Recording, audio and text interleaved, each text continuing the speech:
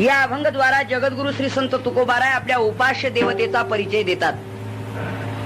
एकंदरीत शास्त्रीय भाषेमध्ये त्रिपुटी सांगितलेली आहे. उपासक, उपासना आणि उपास्य याला त्रिपुटी म्हटलेलं आहे.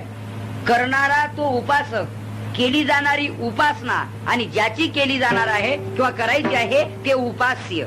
म्हणून उपास्य या अभंगातून पांडुरंग परमात्मा आहे. उपासक संत श्रेष्ठ तुकाराम महाराज आहेत आणि जी उपासना आहे ती पंढरपूरला जाणे किंवा एकंदरीत वारकरी संप्रदायात प्रचलित जी उपासना आहे ती उपासना या ठिकाणी आलेली आहे. म्हणून क्वचितच असा योग येतो की उपासक योग्य असावा, उपास्य योग्य निवडलेला असावं आणि उपासना देखील योग्य असावी. अगोदर व्यवहार सांगतो मी तुम्हाला. क्वचितच असा योग येतो की वाढणारा उदार असावा, जेवणारा निरोगी असावा आणि स्वयंपाक उत्कृष्ट असावा. त्याचं वर्णन आज करत नाही कारण एकादशी आहे म्हणून, आहे की नाही. हे जसं थोडक्यात ज्ञानेश्वर महाराजांनी वर्णन केले, सुगरणी आणि उदारे, रसज्ञ आणि जेवणारे, हा योग जसा क्वचित येतो, बहुअंशी एकमेकाचा मेळ बसत नाही असाच योग येतो, तसा उपासक, उपासना आणि उपास्य ही त्रिपुटी जमून येणं हा योग क्वचित प्रसंगी येतो. नाही तर एखादा उपासक चांगला असतो तर उपास्य योग्य नाही, उपास्य योग्य आहे तर उपासना योग्य नाही. शास्त्राच्या भाषेतून बोलू का, ज्याला साधनाचं ज्ञान म्हणतात ती उपासना, ज्याला साध्याचं ज्ञान म्हणतात ते उपास्य. उपास्याचंही ज्ञान असावं आणि उपासनेचंही ज्ञान असावं. म्हणजे ज्ञानपूर्व भक्ती म्हणजे उपासनेचं ज्ञान आणि ज्ञानोत्तर भक्ती म्हणजे उपास्याचं ज्ञान. ही शास्त्रातल्या प्रक्रिया आहेत. अर्थात तात्पर्य असं आहे की जे करायचंय त्याचंही ज्ञान असावं आणि कोणाकरता करायचंय त्याचंही ज्ञान असावं. कुठं उतरायचं हेही कळावं, कोणत्या गाडीत बसावं लागतं हेही कळावं. या दोन्ही गोष्टी कळल्या पाहिजे ना. नाही तर तिकीट काढलं पण कुठं उतरायचंय तपासच नाही, गेला पुढं निघून. किंवा तिकीट काढलंय उतरायचंय कुठं माहितीये पण कुठं कशात बसावं याच ज्ञान नाही. व्यवहारात अशा अनेक गोष्टी आपण ऐकतो. कधीच घर न सोडणारा माणूस, लोकांनी त्याला खिजून एके दिवशी त्यांनी घर सोडलं. म्हणलं काय रे, घर कोंबड्यासारखा, घराच्या तालुक्याच्या बाहेर तुला काही माहितीच नाही. म्हणजे आम्ही 4 धाम यात्रा करून आलो. म्हटले मग, अरे इतका मोठा पैसा असून उपयोग काय. याला थोडासा राग आला. चला म्हटलं मुंबईला नाही तर कुठं तरी जाऊ. गेला पण कधी माहितीच नाही ना. रेल्वे स्टेशनला गेला आणि खिडकीच्या त्या ते तिकीटदाराच्या समोर उभा राहिला आणि 5 रुपयाची नोट दिली. मला एक तिकीट द्या. त्या तिकीट मास्तरने विचारलं की तिकीट द्या हे बरोबर आहे पण कुठलं. तो मला तिकीट मागतोय तिकीट. तो म्हणला मी पहिल्यांदाच ऐकलंय की कान माझे बहिरे नाहीत परंतु पाहिजे कुठलं. यांनी त्याच्यावर पुन्हा मात केली. तुम्हाला तिकीट कुठलं लागतं हे जर तुम्हाला कळत नाही तर तिकीट मास्तर तुम्हाला कोणी केलं. म्हणजे मला तिकीट कुठलं लागतं हे जर तुम्हाला कळत नाही तर तुम्ही तिकीट मास्तरच कसले. मग त्यांनी विचार केला की याच्या मेन डीपीवरचा एक फ्यूज गेलेला दिसतोय. तर याला हेही कळत नाही की तिकीट यांनी सांगायचं का माझ्या मनाने ठरवायचं. अरे इथे तिकिटाचा स्टॉक आहे, पूर्ण खोली भरलेली आहे तिकिटाने. पण तुला कुठला पाहिजे हा प्रश्न तुला माहिती पाहिजे ना. मग त्या तिकीट मास्तरने विचार केला की अशा आणि बहुअंश असंच आहे. बावळटाचा पैसा तो उचल्यांचा खुराकच समजा. त्यांनी सांगितलं की अरे आता माझ्या लक्षात आलं तुला तिकीट कुठलं पाहिजे पण 5 रुपयात मिळतंय. कोणी सांगितलं 100 रुपये. मग असं बोला की. मग 100 रुपये काढले त्याच्या हातात दिली. त्या तिकीट मास्तरनी केलं काय की 100 रुपयाची नोट गल्ल्यात टाकण्याची खिशात टाकली आणि कचऱ्यात पडलेलं तिकीट उचलून घे जा. कळलं तुम्हाला. म्हणजे काय कुठलं तिकीट काढावं याचंही ज्ञान नाही, कोणत्या गाडीत बसावं याचंही ज्ञान नाही. तिकीट मास्तरला विचारलं का कुठं बसू मी. 6 नंबरच्या प्लॅटफॉर्मवर. गाडी कशी काय असते. आता बरं आहे का. त्यांनी सांगितलं काळी काळी असते धूर सोडते ती गाडी. म्हणजे पूर्वी ते कोयला मशीन असायचं ना, ते इलेक्ट्रिक पॉवर सोर्स मशीन आता निघालं इंजिन वगैरे. मग त्यांनी लक्षण सांगितलं हा आपला रस्त्याने चालला त्या प्लॅटफॉर्मवरून दादरा पास करून. काळी काळी असते धूर सोडते ती गाडी, काळी काळी असून धूर सोडते ती गाडी. तेवढ्यात रेल्वे खात्यातच काम करणारा एक रेल्वे सर्वंट म्हणा, कर्मचारी म्हणा, त्याचा ड्रेसही काळा, रंगही बिचाऱ्याचा ओरिजिनल काळा. त्यातल्या त्यात कोळशातच काम करीत असल्यामुळे अजूनच काळा आणि त्यातल्या त्या सिगारेट बिडी ओढत चालल्यामुळे धुरही सोडायचा तो. याने विचार केला सुटली काय नो गाडी. कारण काळी काळी असते धूर सोडते ती गाडी. इथं ही दोन्ही लक्षणं जमत होते, धुरही सोडत होती आणि काळी आहे. याने मारली उडी तसा त्याच्या खांद्यावर जाऊन बसला पाठीवर. तो म्हटला मूर्ख बेअक्कली काही अक्कल आहे पाठीवर बसतो. तो म्हणला खबरदार अजिबात बोलू नका, फुकट बसलो नाही, तिकीट काढले तिकीट. आता तो म्हणे तिकीट काढलं पण माझं का गाडीचं. तो म्हटला गाडीचं. मग मी गाडी आहे. म्हटलं मग तुम्ही गाडी नाही कशावर. काळी काळी असते धूर सोडते ती गाडी. तिकीट मास्तरनी केलेलं लक्षण तंतोतंत जमतंय तुमच्यात, अर्थात गाडी आहे तुम्ही. मला एवढंच सांगायचं होतं तुम्हाला यातून की कुठं जायचं याचंही ज्ञान नाही, कशात बसून जायचं याचंही ज्ञान नाही, म्हणजे साधनाचंही ज्ञान नाही, साध्याचंही ज्ञान नाही. असे तुम्ही आम्ही भरपूर जण आहोत. कोणाच्या नावाने भक्ती करतोय त्याचाही तपास नाही. भक्ती करतोय ती योग्य आहे की अयोग्य आहे, शास्त्र संमत आहे की शास्त्र बाह्य आहे याचाही तपास नाही. आपल्याला जमते तशी करतोय आपण. उपास्यही तसंच, उपासनाही तशीच, आणि त्यामुळे फलप्राप्ती तशीच. विठाला विठाला विठाला विठाला विठाला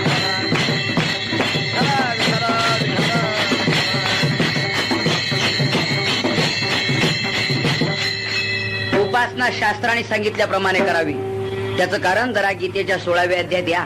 तस्मात शास्त्रम प्रमाणन्ते कार्या कार्य व्यवस्थितो ज्ञात्वा शास्त्रम विधानोक्तम कर्म कर्तुर्मिहार्हसे.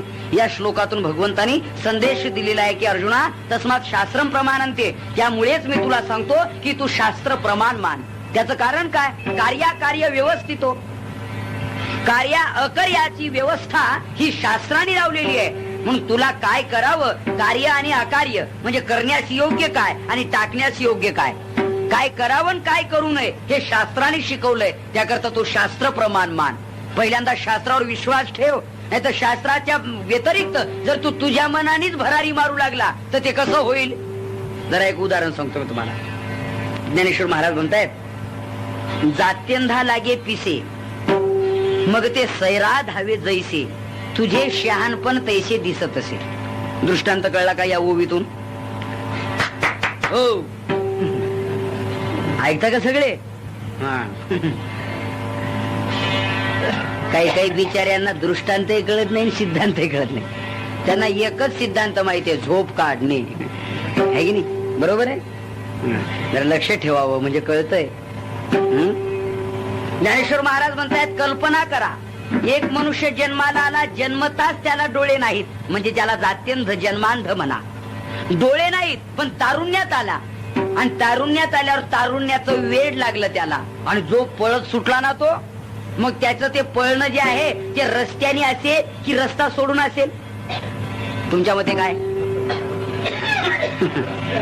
आंधळा माणूस जर विनाकारण कुठे पळत सुटला तर तो रस्त्याने पळेल?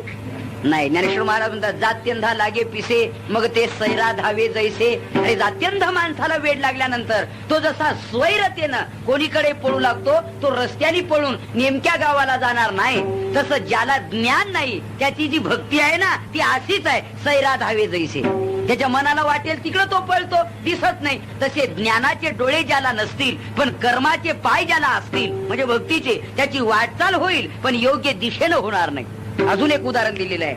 आंधळ्या गरुडाचे पाख हाती ते कवने उपयोगा जाते. आंधळ्या गरुडाचे पंख काय उपयोगी पडतील? ते आंधळ्या गरुडाचे पंख भरारी मारू शकतील, पण आंधळा असल्यामुळे त्याची भरारी आग्नीत पडणार नाही का? मी तुम्हाला अनेक वेळेला दृष्टांत ऐकवलाय, फक्त विषयापुरता पुन्हा डोळ्यापुढे आणा. प्रवास करणारे माणसं नावेत बसून पलीकडे जाण्यासाठी निघाले, पण नावाडी नाही पण नाव आहे. त्यांनी विचार केला की नाव तर आहे ना, नावाडी नसे ना का? दोघ जण ड्रायव्हर आणि दोघं क्लीनर झाले त्यातले. म्हणजे दोघांनी ते वल्ले का आवले म्हणता तुम्ही त्याला नाव मारण्याचे. काय म्हणत असाल ते म्हणा, नाही तर काहीच म्हणू नका. म्हणजे जर माहिती असलं तर म्हणलं तर आपलं. ते त्यांनी घेतले आणि मारायला सुरुवात केली. रात्रीचे 12 वाजेपर्यंत नाव चालली. तो म्हणला, रे आता शक्ती संपली, बलक्षीण झालोय आम्ही, आता असं करा आपण जरा तुम्ही पुढे या, आम्ही मागे जाऊ. म्हणजे ठीक आहे. ते पुढे आले, त्यांनी मारायला सुरुवात केली. खूप सकाळचे 6 वाजत आले. समोरचा काठ दिसू लागला. तो किती रे, नदीचं अंतर पात्र किती मोठं आहे. 12 तास नाव चालली तरी अजून पलीकडे जात नाही. त्यातला एक म्हणतोय, पलीकडे नाव जात नाही हे दे सोडून, अगोदर मागचा काठ पाय किती सोडलाय नावीनं. म्हणून असं मागे वळून बघितलं ना तर वळून बघता क्षणीच नाव आपली 1 फूटभर सुद्धा जागा सोडली नाही हे त्या 4 जणांच्या लक्षात आलं. असं का व्हावं विचार करीत होते, तेवढ्यात नावाडी आला. नावाडी म्हटला, कुठले रे तुम्ही? नाही, कन्नड तालुक्यातले. कन्नड तालुक्यातले. कुठं चालले? कुठे इकडे तुम्ही? यात्रेला चाललो होतो. नावेत केव्हापासून बसला? सायंकाळच्या 6 पासून. म्हणे काय करतायत? म्हटले नाव हाकतोय, पण काय नाव हात ओळखते की काय कळत नाही. किती नाव पलीकडेच जाईना, जागा सोड. वेड्यांनो, नाव जागा सोडेल कशी? मी घरी जाताना ही नाव लिंबाच्या झाडाला पक्की बांधून मग जेवायला घरी गेलो. तुम्ही ती सोडलीच नाही. तिचा दोर बांधलेला तसाच ठेवला आणि तुम्ही खुशाल वल्ले मारू मारून, आवले मारून मारून जाम झाले. कशी नाव पलीकडे जाईल? म्हणजे त्यांचं कर्म चालू होतं पण जे करतोय त्याचं ज्ञान होतं का? नाव बांधलेली जर तशीच असली तर किती दिवस तिला वल्ले मारली म्हणजे नाव पलीकडे पोहोचेल. त्यांना हसू नका, तुमचं आमचं तसंच आहे. भक्ती रूपी नौकेचा प्रेम रूपी दोर संसार रूपी लिंबाच्या झाडाला बांधलेला तसाच राहिला आणि सत्कर्माचे वल्ले मारणं सुरुवात आहे. पण 57व्या वर्षी मागे उलटून बघितलं तर नाव तिथंच, अजून थोडी सुद्धा जागा सोडून पुढे गेली नाही. प्रमोशन मिळालं नाही, बढती नाही, अजून काहीही अनुभूती नाही. याचं कारण आहे कर्माचे डोळे ज्ञान ते शुद्ध व्हावे. ज्ञानेश्वर महाराज म्हणतात, बाबा अरे कर्माचे डोळे ज्ञान आहेत, ते जर निर्दोष नसतील तर त्याची क्रिया योग्य तऱ्हेनं होणार नाही. याला म्हणतात साधनाचं ज्ञान. विठ्ठला विठ्ठला.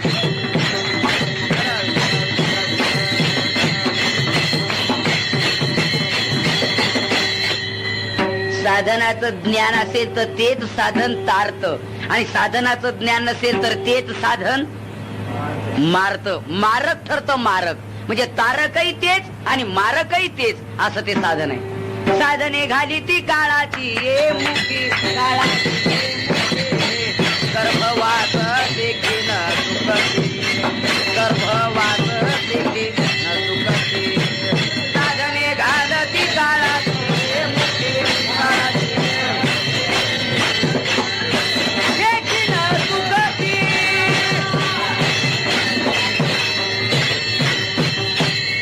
साधने घाली ती काळाची ये मुखी, गर्भवास शेखे न चुकते. महाराज म्हणतायत साधने काळाची मुखी घाली ती साधन काळाच्या तोंडात नेऊन घालतात. साधनाचं ज्ञान नसेल तर गर्भवास शेखे न चुकते. शेवटी गर्भवास चुकवत नाहीत तर ती उलट गर्भवासात नेऊन घालतात. याचं कारण आहे साधनाचं ज्ञान नसणे. म्हणून साधनाचं ज्ञान पाहिजे, हा पहिला प्रकार. कोणतंही साधन, त्या साधनाचं अवलंबन एकदा करू लागलो आपण की त्या साधनाचं ज्ञान पाहिजे ना. जर नसेल मग आपण देवापर्यंत पोहोचणार नाही. म्हणून पहिला प्रश्न साधन.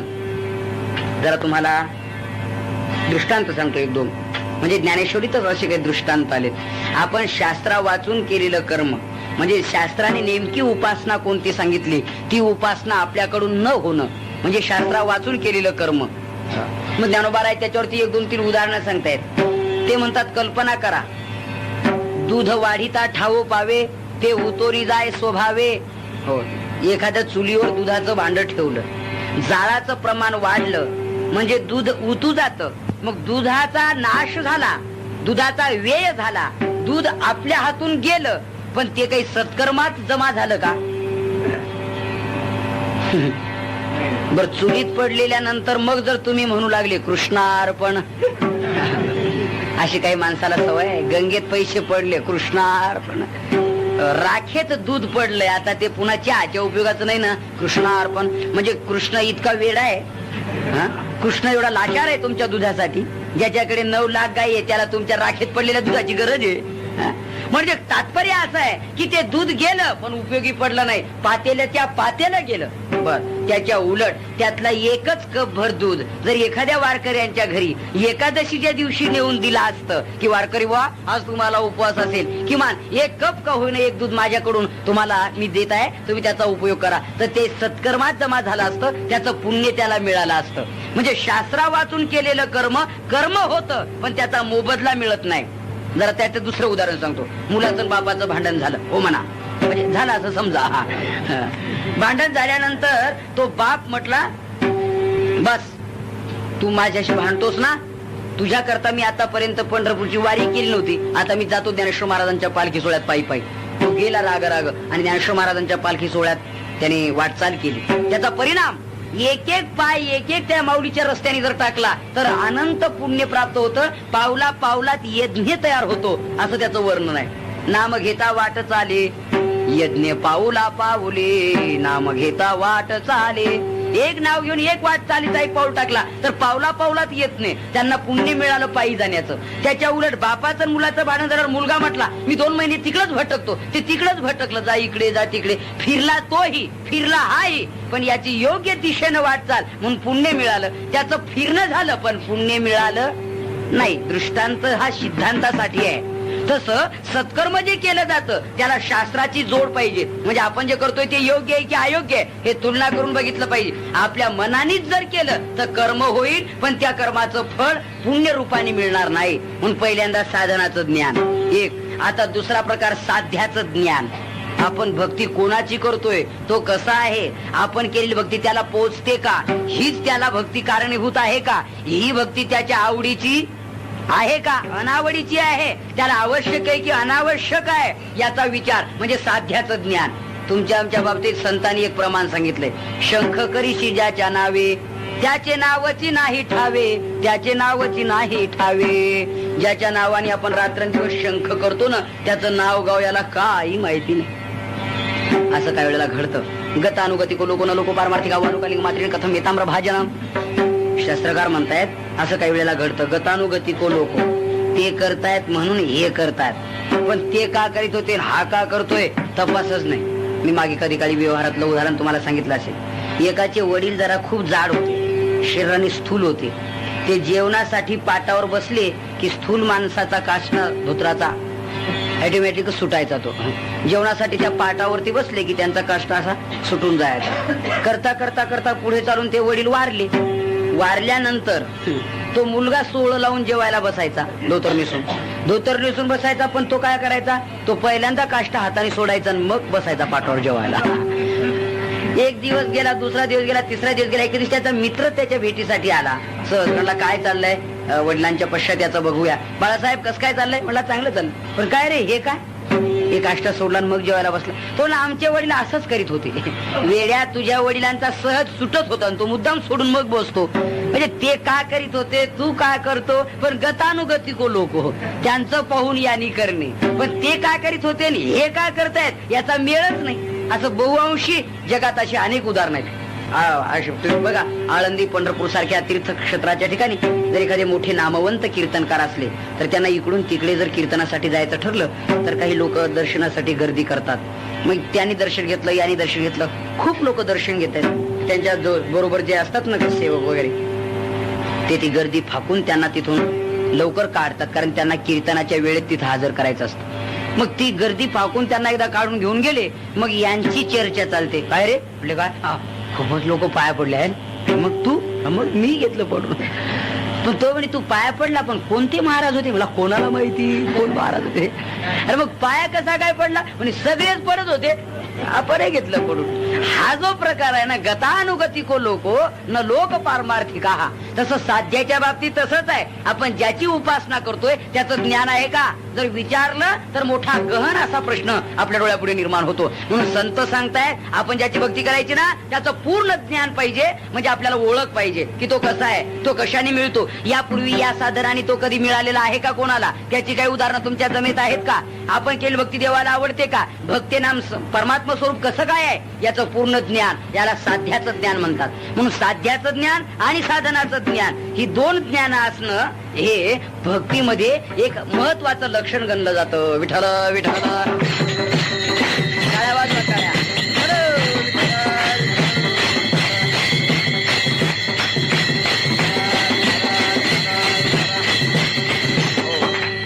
मी सांगतोय ते ऐकता ना तुम्ही सगळे, काय लक्षपूर्वक ऐकता वा.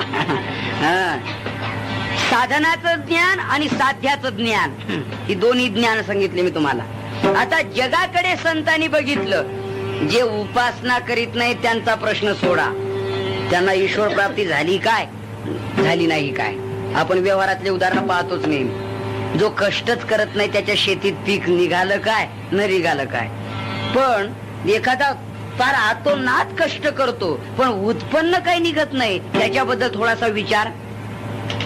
खूप अभ्यास करतो पण वार्षिक परीक्षेमध्ये 100 पैकी 0 भोपळा, त्याच्याबद्दल विचार. की अभ्यास तर करताना दिसतो पण पास झालेला दिसत नाही, मग विचार. तशी भक्ती तर करतोय पण ईश्वर प्राप्ती झालेली दिसत नाही, त्याच्याबद्दल विचार केलाय संतांनी की असं का व्हावं. वास्तविक नियम आहे. विठ्ठल विठ्ठल.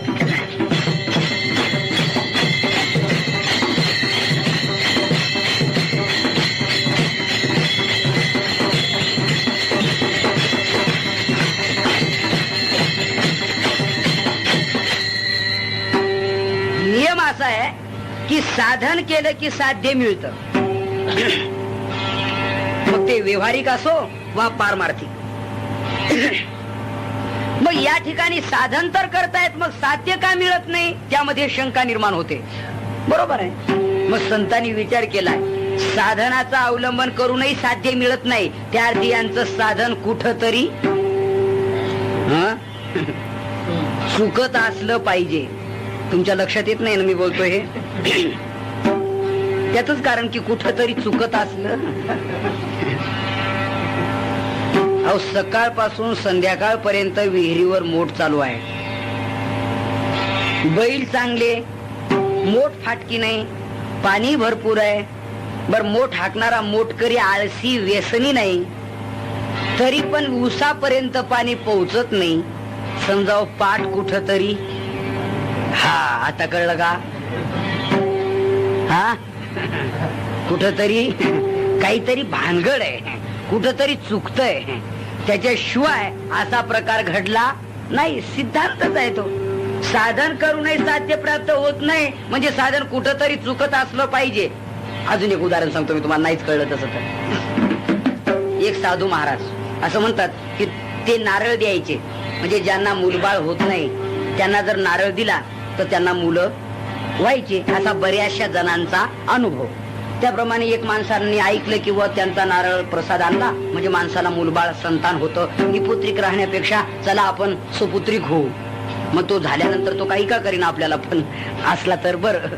म्हणून हा गेला त्यांच्याकडून प्रसाद आणायला, नारळ आणायला. नारळ आणला, खाल्ला, 1 वर्ष थांबला, परत पुढच्या वर्षी गेला.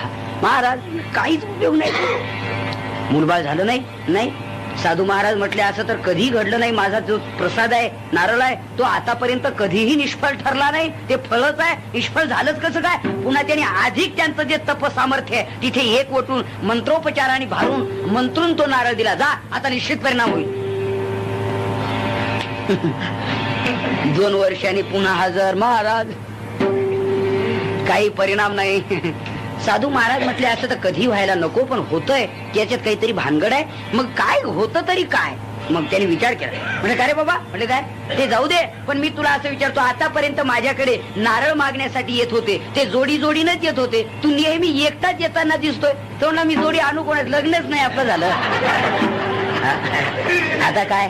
मग तो म्हटला किती पोते नारळ खाल्ली म्हणजे परिणाम होईल. आता कळलं का? म्हणजे कुठं साधन करूनही साध्य प्राप्त होत नाही, अर्थात साधन कुठंतरी चुकतंय. साधनामध्ये काही वैगुण्य आहे, काही दोष आहेत, हे सिद्ध आहे. मग कुठं चुकतंय हा विचार नंतर, पण कुठंतरी चुकतंय हे अनुमान प्रमाण. तसं संत विचार करताय भक्ती केल्यावर ईश्वर प्राप्ती व्हायला पाहिजे हा सिद्धांत, पण भक्ती करूनही ज्या अर्थी प्राप्ती नाहीये त्या अर्थी साधन कुठेतरी चुकतंय. आणि मग संतांनी जरा जगाचं बारकाईनं निरीक्षण केलं की यांचं साधन चुकतंय कुठं. मग एका एकाला विचार काय म्हटले भक्ती कधीपासून करतो? कोण म्हणे अमक्या वर्षापासून, कोण म्हणे तमक्या वर्षापासून. मग जरा विचारलं कोणत्या देवाची भक्ती करतो, कशी काय करतो. मग तो एक एक सांगू लागला. माझं ना असं चालू आहे, मुंजोबाशी डाक घालून मेसा याळविली हो, त्रिगुणाची तिवई करून त्यावरी बैसविली हो. तुम्ही वाचा जरा मालिकेतले अभंग. तो सांगू लागला हे मी असं असं केलं, या देवाची उपासना केली. दुसऱ्याला विचारलं तुझं कसं काय? तो सांगू लागला आई भवानी थोर जाणोनी तुझं म्या उपासिले हो, हाती परडे देऊन तिने मज भिकेसी लाविले हो, खुळा पांगळा करून आपण जवळी बैसविले हो, उदो आज तुझे अरे फिरे घर घरे उतवावरे वरे मज व्यर्थसीन वाटला, व्यर्थसीन वाटला तुझं म्या फुलवरा बांधिला, व्यर्थसीन वाटला तुझं म्या फुलवरा बांधिला. जय जगदंबे पूर्ण कदंबे जगदुद्बोधे देह तुझा अर्पिला, देह तुझा अर्पिला तुझं म्या फुलवरा बांधिला, तुझं म्या फुलवरा बांधिला. बस हे अभंगच आहे. नाही तर तुम्ही म्हणाल बघले आता तुम्ही, हे अभंग आहेत. अभंग जरा मंगळवारच्या अभंग देवीचं वर्णन करणारे. बर एक म्हणू लागला आमक, एक म्हणू लागला तमक, एक म्हणू लागला तमक. मी आमक्या देवाची, एक म्हणे आमक्या देवाची, एक म्हणे आमक्या देवाची. मग संतांनी ठरवलं हा इथंच भानगड. अरे तुम्ही ज्यांची उपासना करता त्यांच्याबद्दल तुम्हाला काही ज्ञान आहे का? शेंदरी हेंदरी दैवते शेंदरी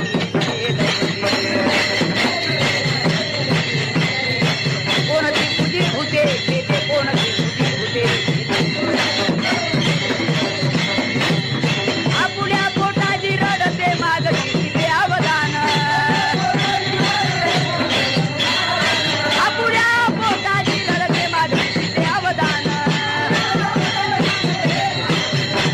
आपुल्या इच्छा आणि कातडे काय बराडे करू आली तयारी जोडी हात करू करे बुद्धे आशिरा इच्छा आणि कातडे काय करू आली तयारी जोडी हात करू करे बुद्धे आशिरा. या अभंगातून महाराज म्हणतायत अरे शेंदरी हेंदरी दैवते, इथे देवतेची निंदा नाही, खऱ्या अर्थाने त्या देवाचं स्वरूप सांगितलेलं आहे. अरे ज्यांना खरा देव प्राप्त झालाय त्यांच्या बाबतीत असंच आहे. ज्ञानेश्वर महाराजांनी म्हटले जे अमृताते ठी ठेवी तो कांजी केवी शेवी. दुसरे एक उदाहरण 5व्या अध्यायामध्ये ज्ञानेश्वर महाराज म्हणतात कल्पना करा नातरी मृगतृषा पीडिते संभ्रमे विसरून जळाते तो तोय बुद्धी बरडिते ठाकोणी येते. किंवा दुसरे एक उदाहरण आहे ज्ञानेश्वर महाराज म्हणतात कल्पना करा जीही आपण अपे नाही देखिले तै ती इंद्रियार्थी रंजले जैसे रंक का आळू कैले मग तुषाते शेवे. ज्याला पंक्तीला बसून मिष्टान्न भोजन आग्रह पूर्वक मिळालंय तो माणूस जेवण झालेल्या लोकांच्या पत्रावळीवरचे उष्टावळी शीत गोळा करून खाईल का? त्याला जागा करीतावर ते पडायला झाले ते आडी घालून बसले ते आणि त्याला मांडी घालायला आणि त्याला सारखा चिमटा घ्यायचा अधून मधून. भलत सिरियस पेशंट आहे बरं का ते 2 मिनिटं सुद्धा डोळे उघडे ठेवीत नाही. असं अधून मधून शेजाऱ्यांना चेक केलं पाहिजे ज्यांनी त्यांनी की आपापले शेजारी आहेत का ठिकाणावर म्हणून. विठाला विठाला विठाला विठाला म्हणा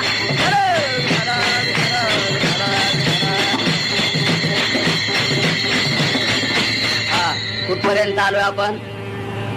वस्तुस्थिती सांगितली ज्ञानेश्वर महाराजांनी. ज्याला पंक्तीत जेवण मिळतंय तो उष्टावळी खाणार नाही. चला पुढे दुसरं उदाहरण जीही आपण पे नाही दिठे जयासी स्वसुखाचे सदा खराटे तयासीच विषय हे गोमटे आवडती. अरे तोच तिथे रममान होईल. मग दुष्यंतीच्या रमंतीच पण महात्मा मात्र नतेषु रमते बुधा. ज्याला खरं सुख मिळालं आता तो या सुखात रममान होणार नाही. तसा खरा देव ज्यांना कळला तो सामान्य देवात भक्ती करण्यात वेळ घालवणार नाही. महाराज म्हणतायत जे देव एका परमात्म्याच्या अंशात हे संपूर्ण जगत आणि त्याच्यातला कितवा वाटा या देवाचा आहे सांगता येत नाही. तेच अपूर्ण नव्हे तेच आपल्या इच्छेच्या पूर्तीसाठी लोकांना पीडा देतात, खूप त्रास देतात, झाडाचे हाल करतात खूप. आता जे यांचे चोदले पुरवण्यासाठी जे झाडाचे हाल करतात त्यांचे हाल कोण दूर करेल? काय ते निवृत्त करतील? म्हणून कोणते पूजे भूते केले? अरे ते स्वतःच अपूर्ण. जरा उदाहरण घ्या तुम्ही. उदाहरण असं आहे एका माणसाचा यात्रेमध्ये खिसा मारला गेला अशी कल्पना कर. तो दुसऱ्याकडे पळत गेला हो खिसा मारला हो खिसा मारला हो चोरट्याने. तो म्हटला तुला मारला म्हणजे तुला खिसा होता तरी मला खिसाच नाही. आता सांगा तुम्ही याला असं वाटलं की आपला खिसा मारला म्हणून त्याच्याकडे जाऊन 5-25 रुपयाची तात्पुरती मदत घेऊ आपण घरी जाण्यापुरती तिकिटापुरते पैसे. तो म्हटला मी तिकीट म्हणजे मी खिसाच लावला नाही शर्टाला मग तो काय मदत देईल याला? असा प्रकार आहे. तसं या ठिकाणी जे देव त्यांच्या इच्छेच्या पूर्ततेसाठी आपल्याला पीडा करतायत. महाराज म्हणतात त्यांच्या पूजेत वेळ निरर्थकतेनं घालवणार आहे. त्याच्याकरता भक्ती विजय नावाच्या ग्रंथात एक कथा भाग आलेला आहे आणि तो सत्यस्थितीचा आहे. जरा ऐकून ठेवा आपण प्रत्येकाने. एक वारकरी बुवा अनागोंदीचा राजा आहे. अनागोंदीचा राजा त्याच्याकडे वारकरी बुवांचा रात्री मुक्काम पडला. त्याने आपल्या ओट्यावरती बसून हरिपाठ घेतला आणि दर्शनाला म्हणून मंदिरात जाऊन थांबला तर राजा त्या देवीची आरती करीत होता. दुर्गे दुर्गड भारी वगैरे. तेवढ्यामध्ये त्या वारकरी बुवांनी बघितलं, नमस्कार केला. आता आपल्याला कोणताच देव निंदे नाही, सर्व देवाला नमस्कार करायचा. पण सर्व देवाचा एक मुख्य देव म्हणून भक्ती त्याचीच करायची आहे. हा पहिल्यांदा नीट लक्षात घ्यायचा. निंदे कुठलाही देव नाहीये पण सर्व देवाचा देव जो आहे त्याची भक्ती करायची आहे. कारण त्याचं कारण असं आहे की त्याच्या भक्ती त्यांची सगळ्यांची भक्ती आहे, सगळ्यांच्या भक्तीत त्याची भक्ती नाही. मुळाला पाणी घातलं की फांद्यांना पोहोचतं पण फांद्यांना घातल्यावर मुळाला कधी पोहोचतं? त्या बाबांना हो बाबा हा मुळाला पाणी घातलं तर फांद्यांना पण फांद्यांना पाणी घातल्यावर मुळाला येतं का? येणं शक्य नाही तर कसं येईल ते? सिंचन करिता मूळ मग वृक्ष बोलावे सकळ किंवा ज्ञानेश्वरीतली बोलली मूळ सिंचने सहजे मग शाखा पल्लव संतोषती. मुळाला पाणी घातलं की फांद्यांना जातं, फांद्यांना पाणी घालून मुळाला येणार नाही. तसं सगळ्यांचं जे मूळ आहे तो परमात्मा आहे. मग त्यांच्या भक्तीत बाकी ज्यांची भक्ती आहे, केशवम प्रति गच्छते एक. तेव्हा देवीचा नमस्कार केला वारकरी बुवानी आणि बसले. त्या राजाने आपलं ते आरती वगैरे महाप्रसाद वगैरे झाला आणि बाहेर आले तर वारकरी बुवा बसले होते. यांचा आपलं पंढरपूरला जात असताना तिथला मुक्काम होता म्हणून त्यांचे अभंग चालले होते. उदंड पाहिले, उदंड ऐकिले, उदंड वर्णिले क्षत्र महिमे, ऐसी चंद्रभागा ऐसे भीमातीर, ऐसा विटेवर देव कोठे, ऐसी चंद्रभागा ऐसे भीमातीर, ऐसे संत जन ऐसे हरिदास, ऐसा नाम घोष सांगा कोठे, ऐसी चंद्रभागा ऐसे भीमातीर. असे ते ठासून म्हणत होते वारकरी बुवा की अशी चंद्रभागा, असं भीमातीर, असं वाळवंट, असे संतजन, असे हरिदास, अरे असा विटेवर देव कुठं आहे. तेव्हा ते राजाला जरा जड गेलं. काय म्हणता वारकरी बुवा, माझ्या राजधानीत येऊन आणि माझ्या देवीच्या मंदिरात येऊन ते विठोबाचं वर्णन करता, देवीचं करा. म्हणले बाबा तुझ्या दडपणाखाली देवीचं आम्हाला काही तुझ्याकडे काही मागायचं नाही आणि तुझ्याकडून काही आमचे मुलं सर्व्हिसला लावायची नाही, काही घेणं नाही आम्हाला. आम्ही एकाच देवाचे आणि अनन्य अशा प्रकारचे उपासक आहोत. यासाठी तुझ्या दडपणाखाली आम्ही देवाचं नाव देवीचं घेण्याची गरज नाही. तर राजा म्हणू लागला काय म्हणताय. म्हटलं राजे रागता येणार नाही. म्हणले काय, तुमची देवी आमच्या पांडुरंगाच्या दरबारात पंढरपुरात झाडलोट करण्याचं काम करते. आता सांगा राजाला काय आनंद वाटला असेल. बर अनु म्हटले अहो वारकरी बुवा जरा नीट विचार करा, आमच्या देवीच्या अंगावर संपूर्ण सुवर्णाचे अलंकार आहेत. तो वारकरी बुवा म्हणे काय विचार करायला होता मला. सुवर्णाचे अलंकारच काय, आमचं पूर्ण पंढरपूर सुवर्णाचं आहे. तुमच्या देवीच्या अंगावर दागिने फक्त सोन्याचे आहे, आमचं पंढरपूर पूर्ण सोन्याचं आहे. मग राजाला मात्र चीड आली. राजा म्हटला वारकरी बुवा गाठ माझ्याशी आहे. जर तुमचं पूर्ण पंढरपूर सुवर्णाचं नसलं आणि तुमच्या पांडुरंगाच्या दरबारात आमची देवी जर झाडलोट करताना मला दिसली नाही तर तुम्हाला फाशीला देईल. राजाने सांगितलं, वारकऱ्याने सांगितलं ठीक आहे, पण तुझी देवी जर तिथं दिसली आणि पंढरपूर जर सुवर्णाचं दिसलं तर. तो म्हणला आजपासून देवीच्या ऐवजी पांडुरंगाची उपासना करेल. ठरलं. वारकरी बुवा राजा बरोबर निघाला. आता वारकरी बुवांच्या मनात असं होऊ लागलं. वारकरी बुवा म्हटले मी तुझ्या भावनेच्या पोटी त्याला म्हणून गेलो, पण जर का पंढरपूर दिसलं नाही सोन्याचं की कत्तल करणार, किंवा ही देवी जर तिथे दिसली नाही तर मारणार. पण तेव्हा आमचा आत्मविश्वास आहे पंढरपूर सोन्याचा आहे, आमचा आत्मविश्वास आहे. अरे एकच देवी काय, अष्टमहासिद्धी ओळखती द्वारी, अष्टसिद्धी तुझं झाडलोट करतायत, सर्व जगातले देव तुझं स्तवन करतायत हे आम्हाला माहितीये. इंद्रचंद्र महेंद्र यातेची पूजिती, श्रुती शास्त्र तेही यातेची स्तविती. आत्मविश्वास आहे. पण राजाला दिसतंय का नाही काय सांगू, कारण राजा ते पाहणे इतका पुण्यवान पाहिजे ना. नाही तर हा देवळात गेला अन्यथा शरणम नास्ते त्वमेव शरणम मम, लगेच लक्ष बुटाकडे. त्वमेव शरणम मम तस्मात कारुण्य भावेन रक्षी रक्षी परमेश्वर. कळलं का, माझा बूट तू रक्षण कर, रक्ष रक्ष परमेश्वर. असं जर म्हणून गेला तर याला देवी कशी दिसेल हो, पंढरपूर सोन्याचं कसं दिसेल हो. प्रश्न पडला. पण वारकरी बुवा निष्ठेनं म्हणू लागले देवा त्याच्या पुढचा एक, याचा अर्थ की राजा मला मारेल याच्या भीतीने मी तुझी विनंती करतोय असं नाही. म्हटले मग आम्ही कधीच मरणावर उदार झालोय. आकाशावर पडो पाहे जरी हे आकाशावर पडो पाहे, ब्रह्म गोळ भंगा जाय वडवानळ त्रिभुवन खाय, परी मी तुझीच वास पाहे गा विठोबा, न करी अनिकाचा पांगिला, नाम धारक तुझाची अंकिला. सप्तसागर एकवट होती जरी हे विरोनी जाय क्षिती, पंचमहाभूते प्रलय पावती, परी मी तुझाची सांगाती गा विठोबा, न करी अनिकाचा पांगिला, नाम धारक तुझाची अंकिला.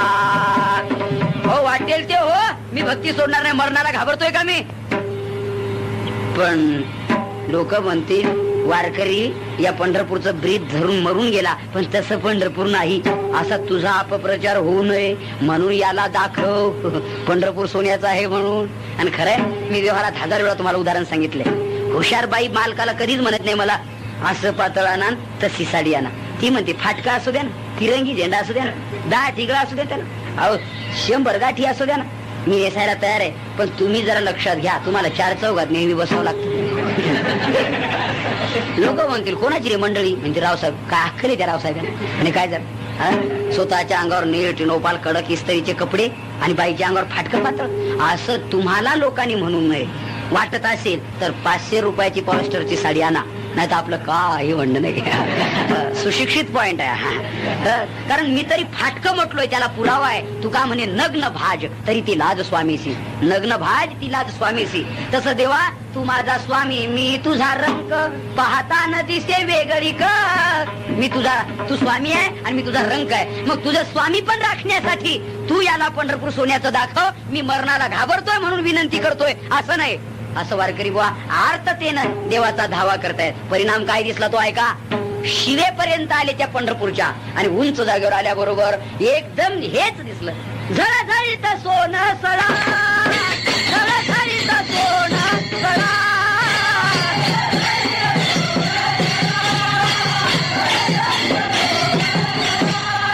झळझळीत सोनं सळा, कळस दिसतो स्वज्वला. झळझळीत सोनं सळा, कळस दिसतो स्वज्वला.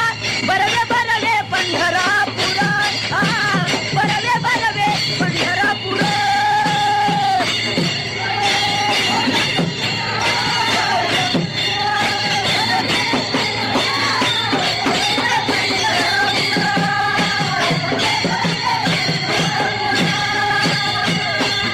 एकदम असं चमचम चमचम चमकू लागलं सोना. राजा म्हणू लागला वारकरी बुवा 50% काम झालं तुमचं. पंढरपूर सोन्याचं आहे. अहो पाहिलं मी, आमच्या देवीच्या अंगावर फक्त दागिने सोन्याचे होते, तुमचं पंढरपूर नगरी सोन्याची आहे. वा, पण वारकरी म्हणे अजून 50% बाकी. जर तिथं देवी दिसली नाही तर काय होईल सांगता येत नाही माझं. म्हणून तिथे गेले, देवाची करुणा भाग. तेवढ्यात ती देवी हातात झाडू घेऊन दारात उभी होती. राजाने बघितलं की आपलं उपास्य दैवत आहे, साष्टांग प्रणिपात करणार. तेवढ्यात देवीने त्याला उचललं. रे माझा मालक तिकडे उभा आहे, माझ्या पाया पडतो. असं घडू शकतो. तुम्ही आमच्या पाया पडता, आम्ही पडून घेतो, हे बरोबर आहे. पण आम्ही आळंदीला संस्थेमध्ये आम्हाला ज्यांनी शिकवलंय, आमचे जे गुरुजी आहेत त्यांच्या पुढे आम्ही उभे राहिलो. तुम्ही आमच्या पाया पडू लागले, आम्ही जर पाया पडून घेऊ लागलो तर आमच्यासारखे मूर्ख आम्हीच. त्यावेळेला आम्हाला लाज वाटेल की नाही की अहो मी तुमच्या गावातला बुवा आहे पण इथं आमचे बुवा ते आहेत असं म्हणावं लागेल की नाही. शेवटी आळंदीला गेल्यानंतर हे जसं आहे तसं, किंवा एखाद्या वेळेला अशी व्यवहारातली 1000 उदाहरणं आहेत. आपली सून आपल्या पाया पडते, तिच्या पुरती ती सासू आहे, पण तिची सासू पुढे असताना तिची हिंमत होईल का पाया पडून घ्यायची? अगं बेबी माझी सासू ती नाही का, असं आहे ते. तसा या प्रकारे त्या देवीने सांगितलं आमचा देव तिथे विटेवर उभा आहे. राजा तू माझ्या पाया पडू नको, त्याच्या पाया पड. त्यांच्या पाया पडला तर आमच्या सगळ्यांच्या पाया पडल्या आणि इथपर्यंत आणलं. मग आणि ती देवी आम्हाला दाखवली, खरी देवी दाखवली ती. आणि मग तिथून पुढे देवीचं वर्णन आहे. तू विटेवरी सखये बाई हो करी कृपा, माझे मन लागो तुझे पायी हो करी कृपा. तू सावळे सुंदरी हो करी कृपा, तिचं भक्त करुणा करी हो करी कृपा. हो वगैरे हे देवीचं नाम परमात्म्याचं वर्णन आहे. मग त्या देवाला पाहिल्यानंतर राजाचा जो वृथा अहंकार होता की आतापर्यंत माझ्या ज्या वेळेचा अपव्यय झाला आणि सर्व देवांचा देव आज मी पाहिला, तसं संत म्हणताय ज्यांना खरा देव कळलाय आता कोणती पूजी भूते खेते, भूते खेते कोण पूजी, ज्यांना कळलं नाही ते पूजी. विठाला विठाला विठाला विठाला विठाला.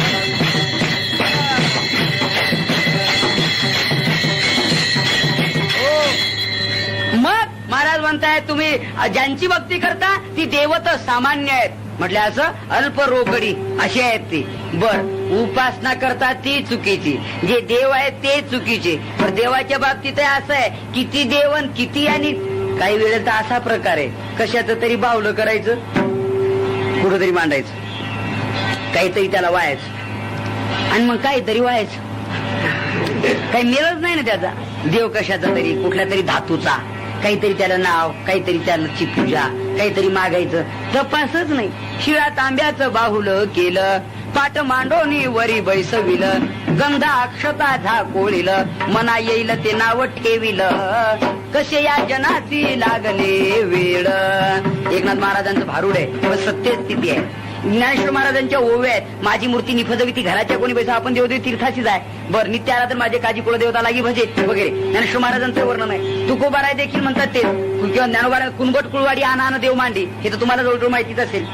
आता जे खळ्याची पद्धत बदलली, हे यंत्र निघालं ना मळणी यंत्र, तेव्हापासून. आता पूर्वी तुम्ही बघा ते पावली 5 पावली करायची, ती चिखलाची लक्ष्मी करायची, त्याच्यावरती पूजा करायची, 5-50 लोकांना जेवू घालायचं त्या दिवशी, आणि मग ते उपळण्यावरती राज भरायचं, नारळ फोडायचा, देव मांडायचा तिथं, त्याची पूजा करायची, आणि मग पूर्वेकडे तोंड करायचं, आणि त्या आधुली बरकत रे असं काहीतरी होतं की नाही प्रकार. आता कसलं जळगाव भागात गेल्यावर तर तिकडे तर रोडवरच कंस टाकतात, बरकता नाही, लाभ नाही, खळ नाही, मेड नाही, बैल नाही, हात नाही, पात नाही, काहीच नाही, जाऊ द्या, असा प्रकार आहे. पण त्यावेळेला, पण या वर्षी राशीच्या वेळेला केलेला देव पुढच्या राशीपर्यंत शेतकरी कुठे ठेवत होता तो? तपासली रास बोलली की देव गेला कुठे? पुढच्या राशीला नवा देव, पेरणीच्या वेळेला नवा देव, कपाशी पहिल्यांदा तर नवाच देव, असा नव्याच देवाचा प्रकार. कुणबट कुळवाडी आण देव मांडली, भलतेच देव मांडतं, पण आदिलाची परवटी करीत. पहिल्या देवाचं काय झालं? त्याला तपास नाही की त्याला काय आहे का, भूक नाही का, पाणी आहे का नाही, तपास नाही. असे देव करून भक्ती करणारे पुष्कळ आहे. बरं, भक्तीची रीत बघितली तर भक्तीची रीत आहे तशीच. आपल्याला जेवायला आपण पोळ्या करतो, बरोबर आहे, पण कमीत कमी 9x9 इंचीच्या गोलाईच्या असतात की नाही? तशी मग हातावर काही लहान मोठेपण असेल, पण बहुअंशी अंदाजे 9x9 अशा इंचाच्या पोळ्या असतात गोलाईच्या.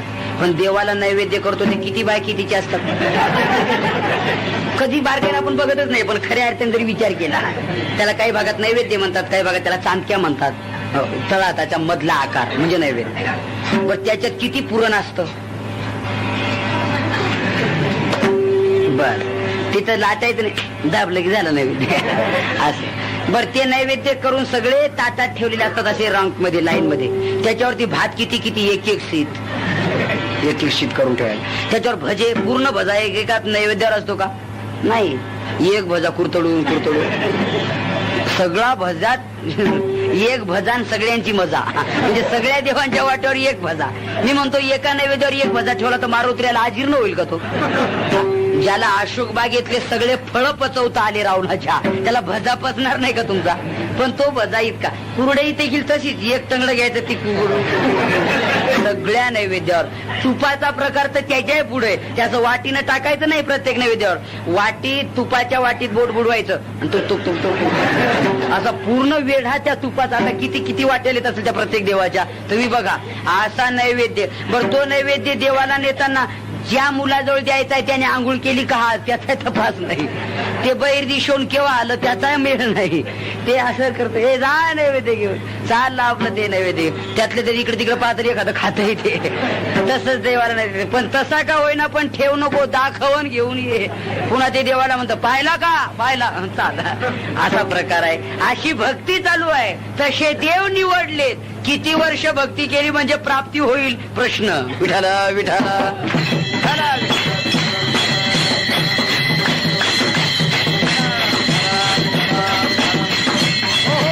तेव्हा तुकोबारायांना लोकांनी विचारलं, तुकोबाराय आमच्या बाबतीत तुम्ही खंडन केलं, पण आता मंडन करा. मंडन, खंडन आणि मंडन कळतं ना तुम्हाला?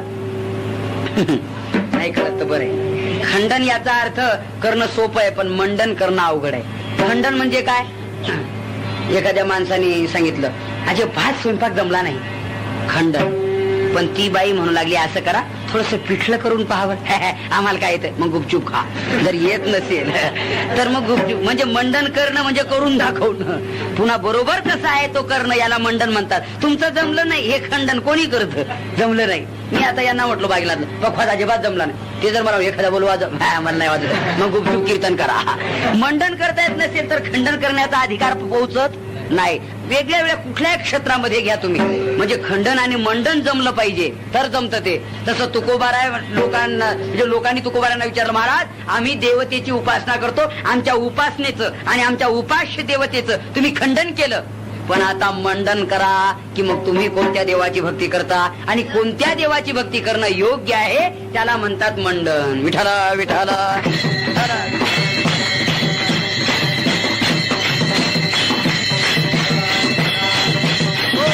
आणि मग तुकोबाराय म्हणताय, आम्ही ज्याची भक्ती करतोय ना बा, तुमचे जसे जसे उपास्य आहेत तसा नाही.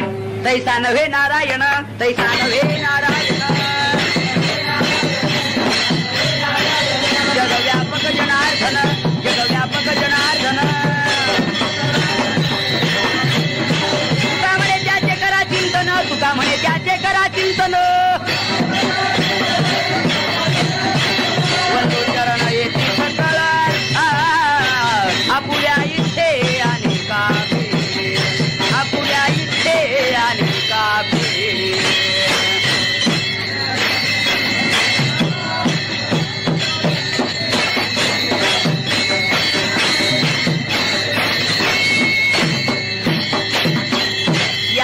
चरणातून तुकोबाराय मंडन करतात. आता ऐका, म्हणजे या अभंगाच्या पहिल्या सर्व चरणातून खंडन केलेलं आहे आणि शेवटच्या चरणातून मंडन आहे. तैसा नव्हे नारायण. बर, मग तो कसा आहे? जगव्यापक जनार्दन, तुका म्हणे त्याचे करा चिंतन, तुका म्हणे त्याचे करा चिंतन, परिणाम वंदू चरण येती सकळ. महाराज म्हणतायत त्याचं चिंतन करा. जो जगव्यापक जनार्दन असेल, नारायण ज्याचं नाव असेल त्याचं चिंतन करा. केलं तर वंदू चरण येती सकळ, तुमचे पाय नमस्कार करण्यासाठी सगळे लोक येतील. एवढा अधिकार त्याच भक्ती करण्यामध्ये आणि अधिकार प्राप्त होतो. हा झाला भाग. पण लोकांनी पुन्हा विचारलं, तुकोबाराय आता आम्हाला कळलं की त्याची उपासना करायची आहे, पण तो राहतो कुठं ते सांगा. है की नाही? त्याचं वास्तव्य स्थान काय, त्याचा पत्ता काय, पूर्ण ऍड्रेस काय सांगाल की नाही तुम्ही? हो, आम्हाला कळलं तर पाहिजे ना, तो कुठला आहे, कुठं राहतो, कसा काय आहे.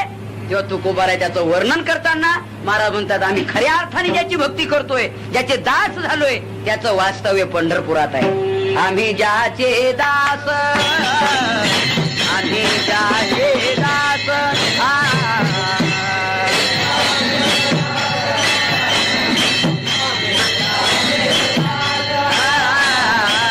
आम्ही ज्याचे दास, आम्ही ज्याचे दास,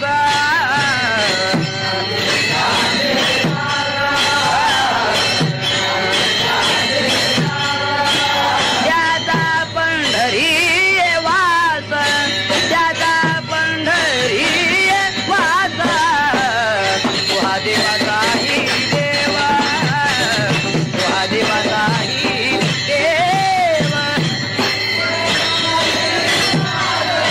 त्याचा पंढरी वास, तुहा देवाचाही देवा, तुहा देवाचाही. हो, अभंगाच्या प्रथम चरणातून तुकोबाराय सांगतायत, आम्ही ज्याचं दास्यत्व पत्करलंय, आम्ही उपासना ज्याची करतोय, ज्याला जीवन अर्पण केलेलं आहे, ज्यांचा योगक्षेम आमचा जो वाहतोय, अर्थात तो कुठं राहतो? त्याचा पंढरी वास, त्याचं वास्तव्य पंढरपूर आहे. पंढरपुरात राहतो तो. तुकोबारायांना लोकांनी विचारलं, तो पंढरपुरात राहतो? म्हटले हो. म्हणले का हो? पंढरपूरच वर्णन इतकं तोंड भरून तुम्ही करता, काय वैशिष्ट्य आहे त्या पंढरपूरचं?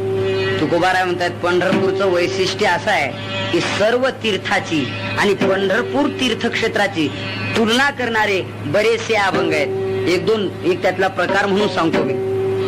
वाराणसी गया पाहिली, द्वारका पाहिली, द्वारका, परे नये तुका पंढरीच्या, परे नये तुका पंढरीच्या.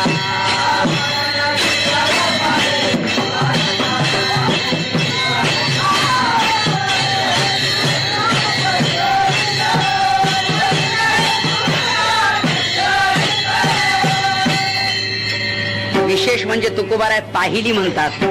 याचा अर्थ जे पाहिलंच नाही त्याच्याबद्दल निषेध करणं ते बरं नाही, असं कळलं घडतं. बस, तुमच्यासारखा पहिलवान जगात नाही. काय रे? हा, तुमच्यासारखा पहिलवान जगात नाही. त्याला हळूच विचारावं, जगत भ्रमण केले का? आणि मग तुला काय माहिती जगात नाही म्हणून? अगोदर पूर्ण जगत पहा आणि मग ठरव की तुमच्यासारखा दुसरा जगात. तसं पहावं मग त्याची तुलना करावी. तसं ज्यांनी काशी पाहिलीच नाही, गया बघितली नाही, द्वारकेला तर कधी गेलाच नाही, त्यांनी आपल्या पोरीचेच नाव ठेवले गया, द्वारका. ज्याला द्वारका माहित नाही आणि त्यांनी जर ठरवलं द्वारकेत काही नाही, त्याला म्हणा गेला होता कधीच नाही, मग तुला काय माहिती काही नाही. पण तुकोबारा इथे आत्मविश्वास सांगतायत, वाराणसी गया पाहिली, द्वारका पाहिली हे पदे ना, हे प्रत्येक ठिकाणी. वाराणसी पाहिली, गया पाहिली, द्वारका पाहिली, पण अनुभव परिणय तुका पंढरीच्या. हा अनुभव म्हणजे मी गया बघितली, वाराणसी बघितली, द्वारकाही बघितली, पण हे सर्व बघून झाल्यावर आणि मग मी सांगतो तुम्हाला की पंढरपुरासारखं दुसरं तीर्थ, पंढरपुरासारखं दुसरं तीर्थ नाही. हे पाहून सांगतोय मी, कोणाचं तरी ऐकून नाही तर मग आज चावळत होते बुवा, आता काय चावळत होते तुम्हाला कळतं का नाही? चावळणं नाही का, हा नाशिक जिल्ह्यातला शब्द आहे. चावळणे म्हणजे बोलणे. असं बोलत होते बुवा, आणि ते याने ऐकलं आणि दिली ठोकून. त्यातलं तुकोबारायांचं विधान आहे का? नाही. ते म्हणतात मी पाहिलं, सगळे तीर्थ बघितले आणि मग सांगतोय आम्ही अनुभवाने की पंढरपूरच्या तुलनेला, तुका म्हणजे तुलनेला, पंढरपूरच्या तुलनेला एकही तीर्थ येऊ शकत तुकोबाराय. एवढ्यावर आमचं समाधान होणार नाही. त्या तीर्थात काय वैगुण्य आहे आणि त्यापेक्षा पंढरपुरात काय वेगळं आहे ते सिद्ध करा. तुकोबारा म्हणतात हो करतो सिद्ध. सांगा, भजन करा, विठ्ठला विठ्ठला.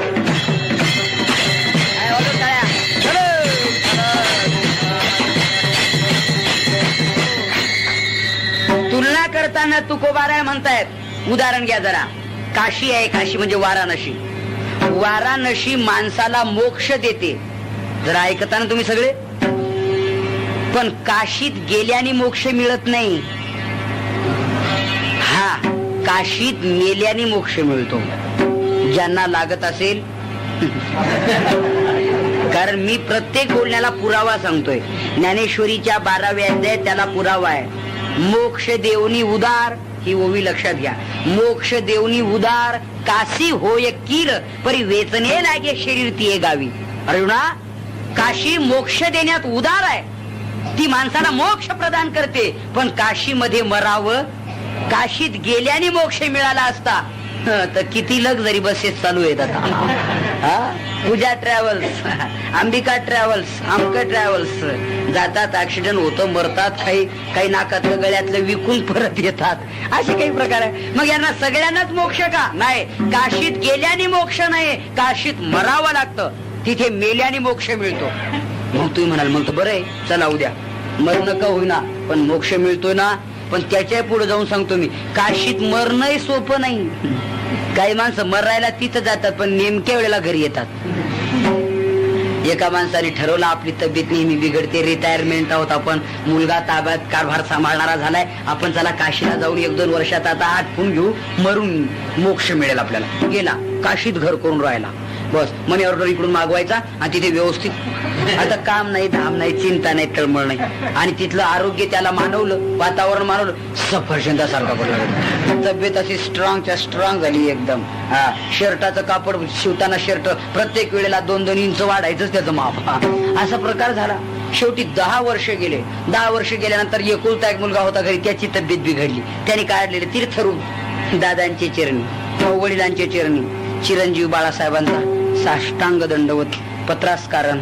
आपण गेल्यापासून माझ्याकडे संपूर्णतः अनुकूलता आहे, पण आता अचानक प्रकृतीत बिघाड झाल्यामुळे बचेल की नाही याची शाश्वती नाही. तर दादा, आपण एकदा उभ्या उभ्या पत्र पाहताच त्वरित येणे, भेट घेऊन त्वरित जाणे. कळावे आपला चिरंजीव आज्ञाधारक बाळासाहेब. असं कारण त्यांना गेलं. त्यांनी विचार केला 10 वर्ष झाले मी ठणठणीत आहे, एकदा जाऊन भेटून येऊन मग मोक्षाला जाऊ. घरी आला होतो. तो घरी येईपर्यंत याची तब्येत सुधारली, त्याची बिघडली. तसंच गचकलं काय पाहता. हा ना, घरी येऊन मेलं. म्हणजे काशीत मरण्यासाठी देखील पुण्य पाहिजे, कोणीही मरत नाही. काशीत जाण्यासाठी पुण्य पाहिजे, कोणीही जात नाही. नाही तर एकाने मरेपर्यंत पाप केलं. मरता मरता पोराने ठरवलं की याच्या तोंडात देवाचं नाव आलं तर याचा उद्धार मोक्ष मिळेल. दादा म्हणा ना, श्रीकृष्ण गोविंद हरे मुरारे, हे नाथ नारायण वासुदेवा. पण वडील कसलं म्हणतो ते म्हणता, कसला आहे बडबड लावू नका माझ्या पुढे.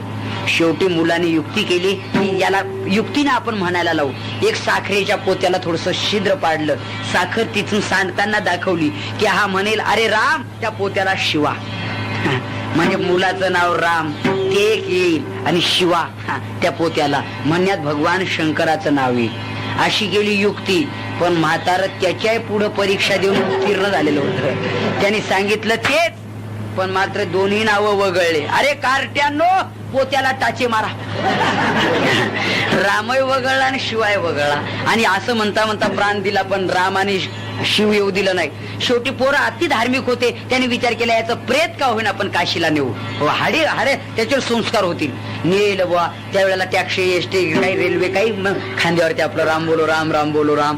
गेले लिंबाच्या पाल्या बिल्यात त्याला बांधलं, जवळजवळ गेले हो. दुसऱ्या मुक्कामाला काशीत पोहोचणार होते हो. तिथं त्यांनी त्याला उतरवलं ना आंघोळीला गेले. तिथं जिथं उतरवलं तिथं एक रक्तपिते पडलं होतं जिवंत. ते हळूहळू हळूहळू जवळ आलं, त्याला सोडलं, खड्ड्यात टाकलं, याने घेतलं झोपून त्याच्यावर आणि आडवे तिडवे दोर टाकले. ते पोरं आंघोळ करून आले, चारीचे चारी उचललं निघाले. हे तिथंच ते तिसरंच त्याच्यावर येऊन बसलं. आणि काशीमध्ये उतरल्यानंतर ते हळूच वरून म्हणते, आली का काशी? त्यातलं तो एक पोरगा म्हणे, याला काय वाचा आली काय माहिती काशीमध्ये, हे का पुन्हा म्हणतं घरी चला काय माहिती. म्हणला दादा काशी आली, पण काशीमध्ये आल्यावर तुम्हाला प्राण आला काय आमचं दैव. आता तुमच्या हाताने आम्ही पिंडदान करू, तुमच्या हाताने विधी करू, विधिदान करू, तुमच्या हाताने आम्ही गोदान करू, काही भूदान करू, काही कांचन दान करू आणि तुमचा पवित्र आत्मा इथे विसर्जन करू. तो म्हटला मी तुमचा बाप नाही, मी अमक्या गावचा रक्तपित्या. रक्तपिती आहे हो. मग आमचे वडील त्या खड्ड्यात टाकले. हे परत जाईपर्यंत कुत्र्यांनी चिरून फाडून काय गिधाडाने डोळे फोडून, कारण हे होतच तसं, गिधाडाच्याच लायकीचं होतं, कुत्र्याच्याच लायकीचं होतं. ते काशीत जाईल कसं?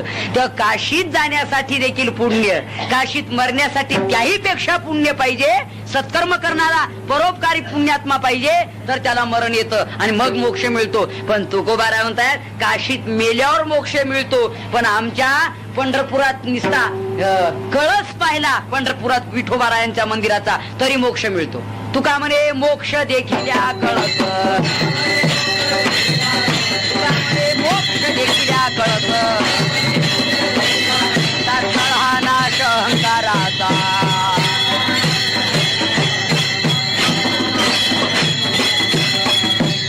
तिथे मेल्यावर मोक्ष, इथं कळस पाहिला तरी मोक्ष. यावरून तुकोबाराय म्हणतात आम्ही सांगतो परिणय तुका पंढरीच्या, म्हणजे पंढरपूरच्या तुलनेला काशी येऊ शकत नाही. चला बाकीच्या सर्व तीर्थाची तुलना करताना तुम्ही बघा, हरिद्वार, ऋषिकेश वगैरे तुम्ही गेलात तर तिथे अलकनंदा नावाचं तीर्थ आहे, गंगा आहे. तिथे स्नान केल्याने तुमचं पाप जातं, पण तिथं स्नान करणं सोपं नाही. मी सांगितलंय अनेक वेळा तुम्हाला. 11,000 फूट उंचीवरून ती गंगा वाहते. गंगोत्री यमुनोत्री समुद्र पातळीपासून इतक्या उंचीवरून ती वाहते. त्यामुळे त्या गंगेला तिथे ऋषिकेशला हरिद्वारला इतका वेग आहे की दोन्ही बाजूनं साखळ्या आहेत. साखळ्या, त्या साखळ्या धरायच्या.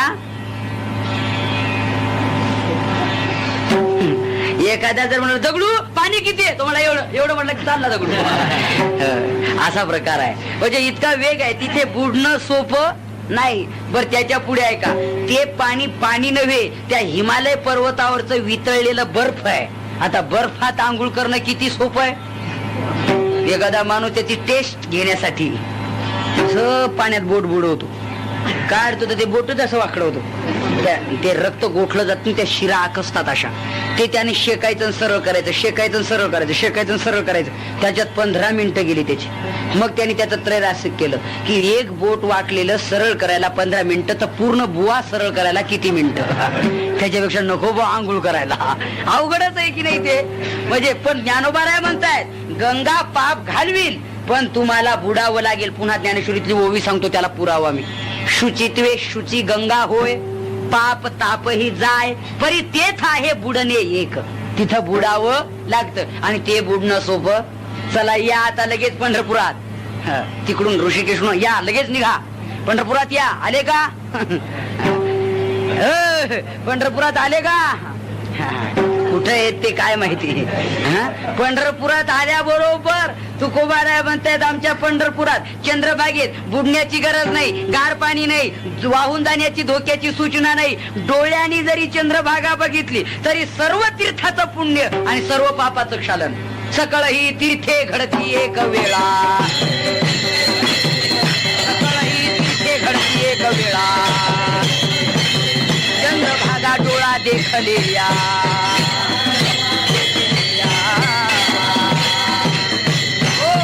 चंद्रभागा डोळ्यांनी पाहिली तरी सर्व तीर्थाचं स्नान आणि पापाचं क्षालन.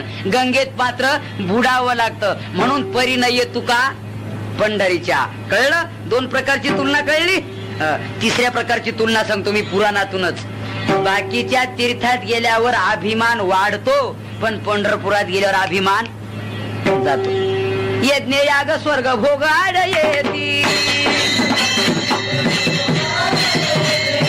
करितात बेकाम क्रोध खवळती, नित्यानित्य ज्ञाने अभिमान वाढती.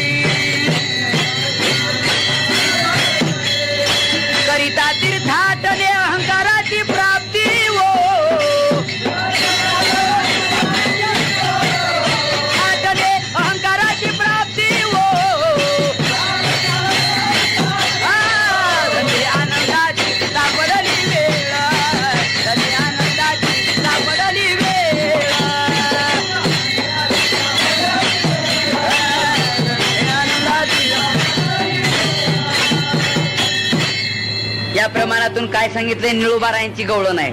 निळोबाराय म्हणतात, करिता तीर्थाटने अहंकाराची प्राप्ती हो. अरे बाबा, तीर्थाटने करिता अहंकार प्राप्ती. तीर्थयात्रा केली की अहंकार होतो, अहंकार, अभिमान होतो माणसाला. किती अभिमान, किती अहंकार, फार मोठा अहंकार, फार मोठा अभिमान. आणि मग तुम्ही म्हणाल अभिमान, अभिमान अति घातक सांगितलाय संतांनी. तिळ मात्र जरी होया भेमान, तिळ मात्र जरी होया भेमान, मेरू तो समान भार देवा.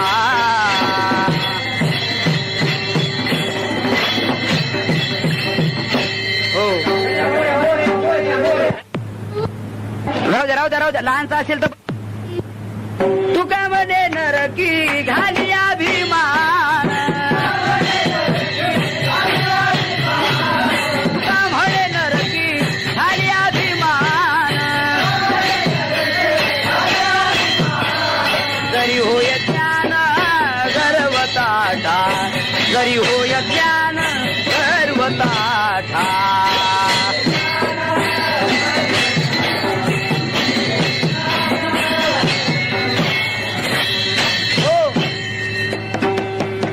तुका म्हणे नरकी घाली अभिमान. अभिमान नरकात नेऊन घालतो माणसाला, नरकात पचवतो. शेवटी नरकाला कारणीभूत अहंकार आहे, अभिमान आहे. आणि तो अभिमान बाकीच्या तीर्थयात्रेनं होतो आणि त्या अभिमानाने मनुष्य नरकात जातो. पण असा झालेला अभिमान, नरकाला कारणीभूत असलेला, तो जर घालवायचा असेल तर अशी एकच जागा आहे. उठा उठी अभिमान जायायचे स्थळ कोण, ते आपण धरीत घडी, ते आपण धरीत घडी. अभिमान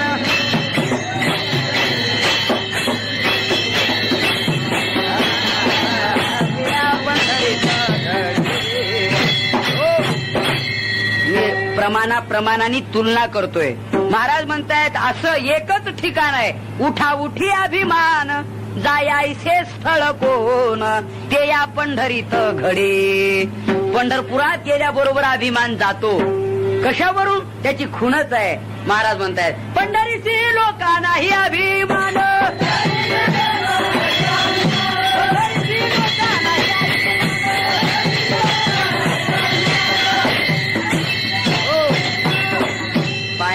टाळ वाजवताना तुम्ही कसं पंढरी श्री लोकांना असं कसं काय वाजवता? अवसानात वाजवलं पाहिजे. एकादशी लागली काय पार. पाया पडे जन एकमेका. पंढरपुरात गेलं की अभिमान नाही. कशावरून? लहान आहे की मोठा आहे त्याचा विचार न करता एकूण एकाच्या पाया पडतायत एकूण एक, हे अभिमान नसण्याचं लक्षण आहे. अभिमानी माणूस कोणाच्या पायावर वाकतच नाही आणि अभिमान रहित माणूस कोणाच्याही पाया पडल्याशिवाय. ज्ञानेश्वर महाराज म्हणतात, तो लाटणे आयसा न लवे. लाटणं कळत नाही तुम्हाला? नाही कळत. पोळ्या कशाने लाटता तुम्ही आणि मग नाही कसं म्हणता? लाटणं मोडेल, वाकणार नाही. तसे काही माणसं मरतील पण वाकणार, शरण येणार नाहीत. हो, ज्ञानेश्वर महाराजांचं म्हणणं आणि एका सुभाषितकाराचा श्लोक जवळजवळ साम्य आहे. ऐका. फळलिये तरुची शाखा ती सहज भूमीशी उतरे देखा तैसे जीव मात्र शिखा खालावती. ज्ञानेश्वर महाराजांची ओवी.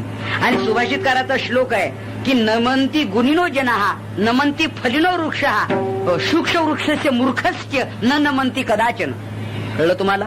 झाडाला फळ आलं तर ते झाड वागतं, तसा ज्ञानी माणूस नम्र होतो. पण वाळलेलं झाड किंवा वांझ झाड किंवा मूर्ख माणूस कधीच वाकत. सूक्ष्म वृक्षस्य मूर्खस्य न नमंती कदाचन. कदाचन न नमंती. तो कधीच नम्र होत नाही, तो ताटच्या ताठच. मग ताठ राहण्याचा परिणाम तुम्हाला माहिती. तुम्ही नदीच्या काठावर मोठमोठाले झाड ताठ असल्यामुळे वाहून जातात, पण नदीच्या पात्रात लो आळ राहतात. काय म्हणतात तुम्ही त्याला? हा, ते वागतं म्हणून किती पूर गेले तरी गडी जिथल्या तिथंच. कारण ते पूर आला का नमस्कार जा, ते ओव्हरटेक केली की हे पुन्हा अटेन्शन प्लीज, पुन्हा जसंचे तसं उभं राहत. असे कित्येक पूर पास करतं पण तिथंच. पण हे मोठे मोठे झाडं वाकतच नाहीत म्हणून पहिल्याच पुरात दुसऱ्याच पुरात असाच प्रकार आहे. नवीन मंत्री निवडून आले का ते जे शिपाई असतात ना ते असे वाटतात, ते वाकत नाही मंत्री त्यांच्या पुढे. हा म्हणतोय 14 महिन्यात जर नाही तुला घरी पाठवलं तर आम्हाला विचार. असे मंत्री न वाकणारे कित्येक जातात, पण शिपाई वाकल्यामुळे तेच असतात. तुम्ही बघा व्यवहारातलं उदाहरण सुद्धा, ते नेहमी नम्र असतात त्यामुळे शिपाई तेच, पण मात्र हे 14 महिन्यात घरी, असा प्रकार आहे. याचं कारण आहे की नम्रतेनं काय मिळतं. महापुरे झाडे जाते तेथे लव्हाळे वाचते, तेथे लव्हाळे वाचते. महापुरात झाडं जातात न नम्र झाल्यामुळे, आणि महापुरात लोहाळ वाचतो याचं कारण नम्र झाल्यामुळे. हा परिणाम. तसे महात्मे नम्र होत आहेत, तसा ज्ञाता नम्र होतो. तसं झाडाला फळ आलं की ते झाड खाली वागत. हे वागण्याचं लक्षणच आहे की अभिमान रहित असणे. नमिता मानाभिमान गळाले, नम्र होण्यात मानाभिमान नाहीचा होतो. तसा पंढरपुरात एकमेका जन पाया पडे, अभिमान गेल्याची ती खूण आहे. अजून प्रमाण सांगू तुम्हाला. वर्णाभिमान विसरले याचे,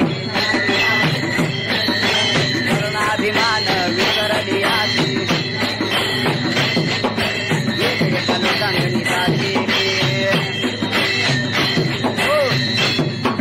वर्णाभिमान विसरले याते. इथं वर्णच असं, वर्णाभिमान विसरले याते. एक एका लोटांगणी जाती रे, निर्मळ चित्ते झाली नवनीते, पाषाण पाझर फुटती रे. महाराज म्हणतायत की वर्ण विसरली, याती विसरली, अभिमान विसरली, म्हणून एका लोटांगणी जाती. एकमेकाला नमस्कार करताय, साष्टांग प्रणिपात. पंढरपुरात गेल्यावर अभिमान जातो आणि बाकीच्या तीर्थाच्या ठिकाणी अभिमान वाढतो, आणि म्हणून अभिमान जातो आणि वाढतो. हा फरक आहे, आणि त्यामुळे परिणय तुका पंढरीच्या. म्हणून महाराज म्हणतात पंढरपूरच्या तुलनेला बाकी एकही तीर्थ येऊ शकत नाही. त्या पंढरपूरचं वर्णन करताना फार वर्णन केलेले. असे सुदर्शनावरी म्हणून या विनाश पंढरी, जेव्हा नव्हते चराचर तेव्हा होते पंढरपूर, जेव्हा नव्हती गंगा गोदा तेव्हा होती चंद्रभागा, वगैरे पुष्कळच वर्णन आहे. या ठिकाणी महाराज म्हणताय असं जे पंढरपूर आहे ना, पंढरपुराला वैकुंठ म्हटलंय. वैकुंठ. हो, जरा दुसरं प्रमाण तुम्ही ऐका. ते म्हणतायत नव जो म्हणते आम्ही वैकुंठाचीही देखील पंढरी रे. ज्यांनी पंढरी पाहिली ते वैकुंठाला जायला तयार नाहीत. नामदेवरायांनी पंढरपूर पाहिलं. नामदेवराय देवाला सांगतायत आम्हाला वैकुंठाला धाडू नको, पंढरपुरातच ठेव. पंढरी म्हणजेच वैकुंठ आहे आमचं. वैकुंठाची आम्हा नको धाडू हरी. परमात्मा मध्ये राहिला पुंडलिक, या तिहीचे दर्शन प्राण्या नाही जन्म मरण, पुनरपी आगमन येथे बोलिलेची नाही. हे सगळं पंढरपूरचं वर्णन आहे. आड भीमाव आहे, देहात्मा तारावया पुंडलिक मध्ये आहे, आणि पहिलं थडी परमात्मा कमरेवर हात ठेवून उभा आहे. यापेक्षा काय सांगावं त्या पंढरपूरचं महत्व. विठ्ठल विठ्ठल.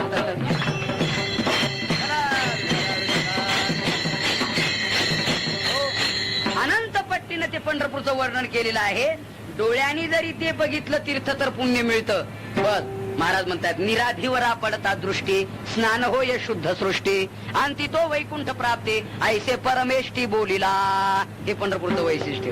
येथे एक शीत दिधल्या अन्न, कोटी कुळाचे होय उद्धरण, कोटी याग केले पूर्ण, ऐसे महिमान या तीर्थाचे. पंढरपुरात एक शीत दान दिलं भाताचं, तर कोटी कुळाचं उद्धारण, कोटी यज्ञाचं पुण्य मिळतं. असं पंढरपूरचं वैशिष्ट्य आहे. आणि असं जे पंढरपूर आहे तिथं आमचा देव वास्तव्य. हो, आम्ही ज्याचे दास, आम्ही ज्याचे दास, त्याचा पंढरी वास, त्याचा पंढरी वास.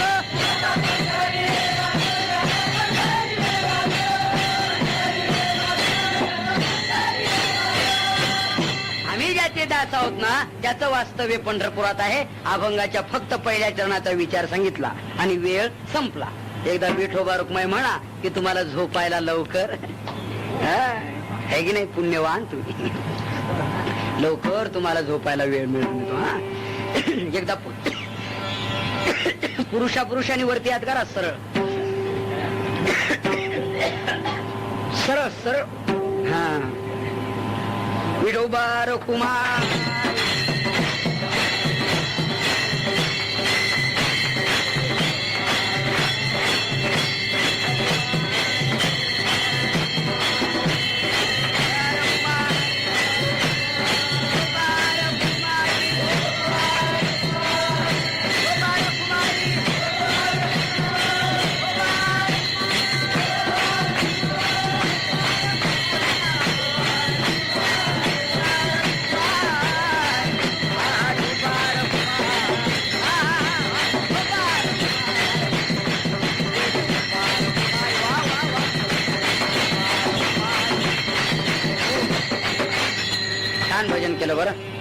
संत महात्म्यांनी फार वर्णन केलेलं आहे.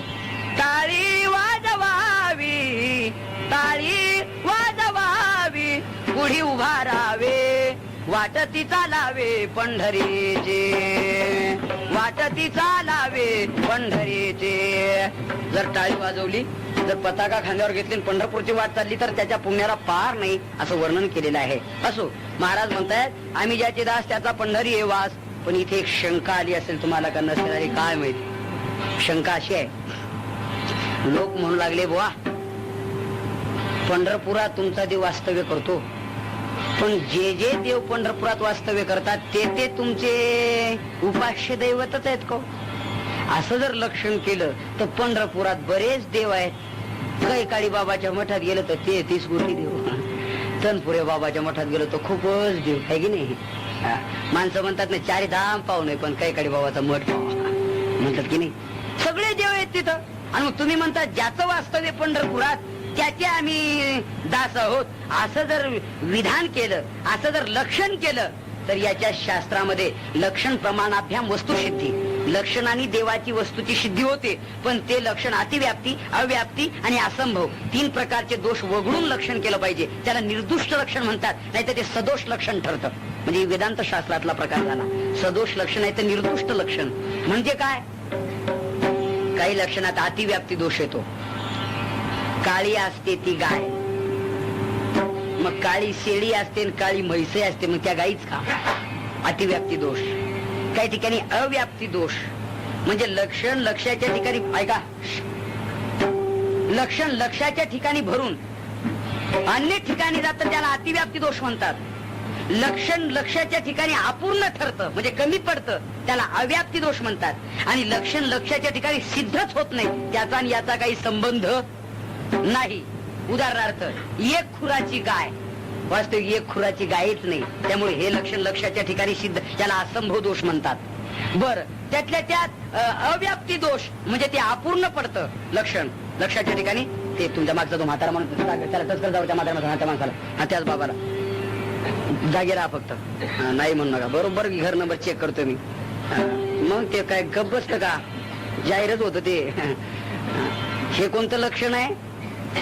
मी जी 3 लक्षणं सांगितली, अतिव्याप्ती, अव्याप्ती आणि असंभव, हो, या 3 पैकी एक जर दोष आला तर ते निर्दोष लक्षण ठरत नाही, ते सदोष लक्षण ठरतं. आणि मग त्याप्रमाणे मी हे कशा करता लांबवलंय तर तुम्ही म्हणता ज्याचं वास्तव्य पंढरीत त्याचे आम्ही दास. मग पंढरपुरात तर बरेच देव, रगड, मस, चिकार आहे की नाही, बक्कळ, पुष्कळ आहे की नाही, असं काही मांदळ, काही म्हणजे वेगळे वेगळे शब्द आहेत की नाही, असे देव खूप आहे. मग तुम्ही कोणाकोणाचे दास बोला, प्रश्न येतो की नाही.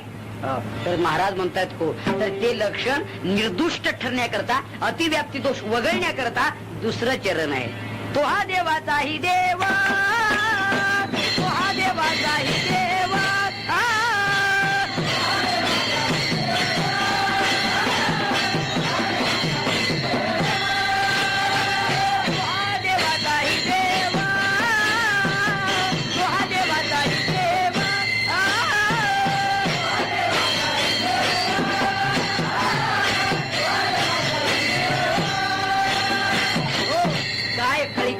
देव. महाराज म्हणतात तो हा देवाचाही देव. आता इथं मात्र अतिव्याप्ती दोष आला होता ना पहिल्या चरणात, तो उडून गेला, नाहीसा झाला. आता ते निर्दुष्ट लक्षण ठरलं. महाराज म्हणतात बाबा आम्ही ज्याचे दास आहोत ना तो देवाचा देव आहे. असं हो, बाकी सगळे देव आहेत ना त्याच्या उपशाखा आहेत त्या, पण त्याची मुख्य शाखा, त्याचं मुख्य अधिष्ठान, मुख्य केंद्रबिंदू, मुख्य बिंब जर असेल तर तो हा देवाचा आहे म्हटलं. असं हो, इंद्राला इंद्रपद ज्यांनी दिलं, ब्रह्मदेवाला ज्यांनी निर्माण केलं, अग्नीला ज्यांनी तेज दिलं, सूर्याला ज्यांनी प्रकाश दिला, चंद्राला ज्यांनी शीतलता गुण दिला, वायूला चपलता ज्यांनी निर्माण केली, तो हा देवाचाही देव. आता याच्याकरता कितीतरी उपनिषदात प्रमाण आलेले आहेत. उपनिषद आहे, उपनिषदाचे 10 प्रकार आहेत. अथ केलं प्रश्न म्हणून मागितले आहे तरी ते तरी छंदोगी ब्रदारण्यकम तथा, असे 10 उपनिषद इथं कळले ना तुम्हाला. हा मग ठीक आहे. 10 उपनिषदामध्ये केनोपनिषद आहे आणि केनोपनिषदामध्ये हा बराचसा मोठा कथा भाग आलेला आहे की तो हा देवाचाही देव, सर्व देवाचा देव कसा आहे याकरता केनोपनिषदातला 1 मिनिटात भाग सांगतो. भजन करा विठाला विठाला.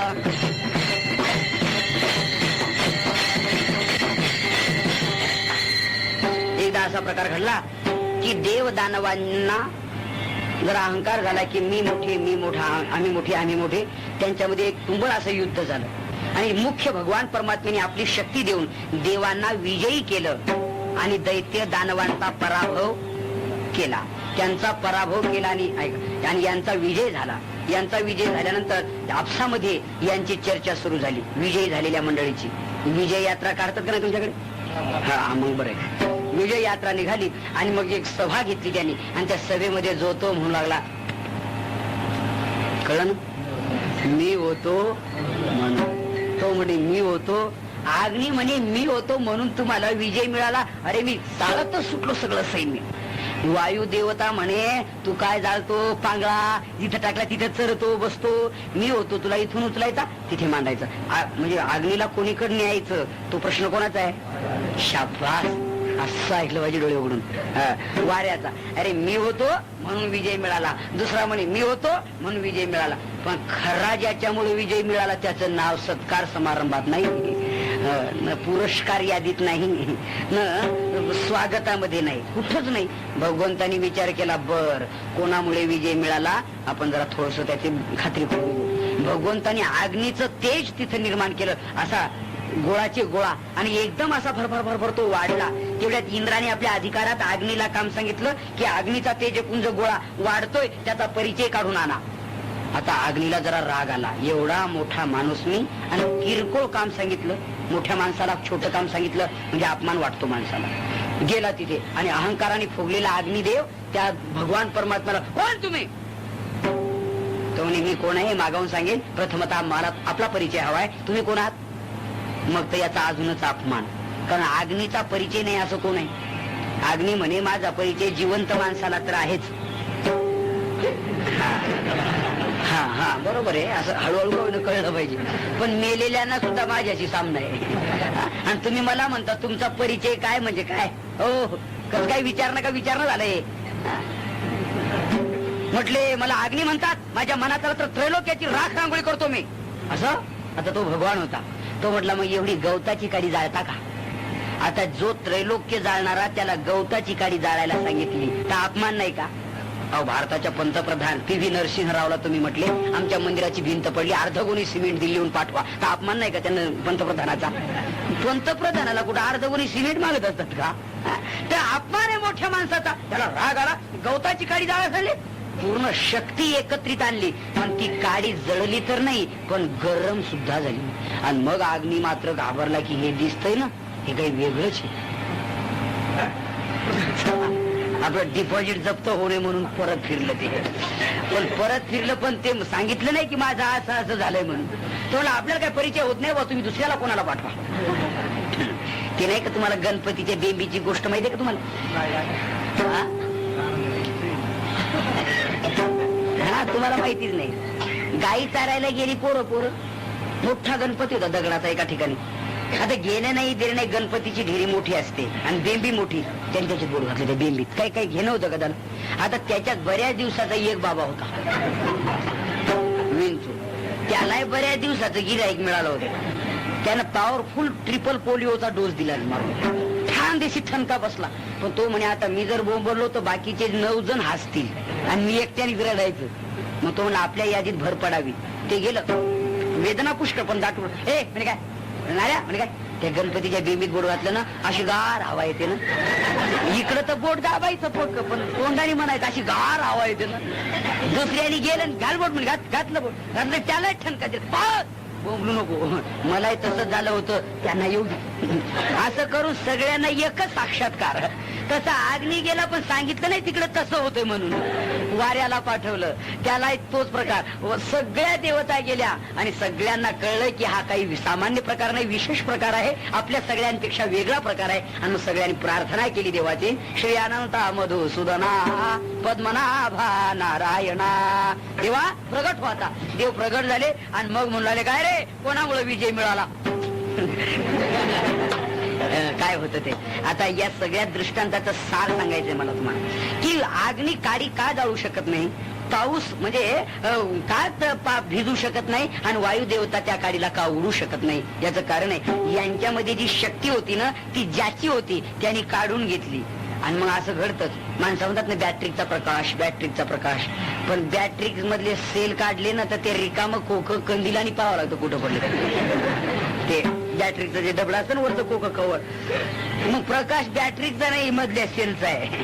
तसं त्यांनी जे सत्तेचे शेल होते ना त्याचे ते काढून घेतले. ते सगळे रिकामे खोके झाले. त्यामुळं काडी जाळू शकत नाही. मग अग्नीमधलं तेज कोणाचं आहे. तुम्ही गीता जर वाचत असाल तर 15वा अध्याय डोळ्या पुढे आणा. यदा आदित्य गतम तेजो जगत भास येते खिलम यच्चंद्रमसी यच्चाग्नो तत्तेजो विद्धी मामकम. इथे 3 जणांचं नाव आहे. यदादित्य गतम तेजो म्हणजे आदित्य, यच्चंद्र म्हणजे चंद्र आणि यच्चाग्नो म्हणजे अग्नी देवता. यांना जे तेज आहे ना तत्तेजो माम एकम. भगवान म्हणतात त्यांच्यात जे तेज आहे ते माझं एकट्याच आहे असं देवाचं म्हणणं आहे. मग अग्नीला ज्यांनी तेज दिलंय, सूर्याला ज्यांनी प्रकाश दिलाय आणि चंद्राला ज्यांनी तेज दिलंय त्या सर्व देवाचा देव हा आहे. तो हा देवाचा हे देव, तो हा देवाचा हे देव. तुकोबाराय म्हणतात इंद्र देव आहे, चंद्र देव आहे, सूर्य देव आहे, पण आमचा देव त्याही देवाचा देव आहे. चला ब्रह्मदेव देव आहे पण ब्रह्मदेव निर्माण कोणी केला. याच्या नाभी कमळी जन्म चतुरानना, याच्या महातेज तेज हुताशना, याच्या निज प्रभा प्रकाश रवी किरणा, येण्याची पढवून वेद केला शहाणावो. असा तो भगवान आहे. याची या द्रावपणे समुद्राशी जळ. समुद्र देवता मानलेली आहे पण समुद्राचं पाणी कोणाचं बळ आहे. समुद्रातलं पाणी मर्यादा सोडत नाही. कोणाचं बळ आहे. आणि माझं तुमचं आमचं बळ आहे. तुमच्या आमच्या बळाने 5,000 तलाव ठिकाणावर राहत नाही. साधा 5,000 तलाव मुठभर. एवढ्या मोठ्या समुद्राच्या काठावरती एवढी मोठी मुंबई नगरी वसलेली आहे. समुद्र मर्यादा सोडत नाही. ही शक्ती त्याची आहे. ही ज्ञान काय म्हटले भगवान. भगवान म्हणतात पर्वती बैसकानं संडावी, समुद्री रेषान ओलांडावी. समुद्राने पृथ्वी होते व्हावी ही आज्ञा माझी. म्या बोलविल्या वेद बोले, म्या चालविल्या सूर्य चाले, म्या हलविल्या प्राण हले जो जगाते चालिता. या सगळ्यांवर ज्याची सत्ता तो हा देवाचाही देव. इंद्रा देवाचा, चंद्रदेवाचा, ब्रह्मदेवाचा, सर्व देव, अग्निदेवाचा देव तो देव आहे. आणि जेवढे देव असतील जगात त्या सर्व देवाचा तो हा देवाचाही देव. आणि त्याचे आम्ही दास झालोय. मग आम्हाला काय काळाची भीती राहील. काय कळी काळाचा भेव, काय कळी काळाचा. कळी काळाचा भेव आम्हाला राहील नाही. कळी काळाचा भेव तुम्हा आम्हाला. हो महाराज म्हणतात संतांना भेव नाही. संत महात्मे त्या काळाच्या पाठीवर पाय देऊन वर गेले. जगा काळ खाय आम्ही माथा दिला पाय. तुम्हाला 1 मिनिटात उदाहरण सांगतो. भजन करा विठ्ठला विठ्ठला.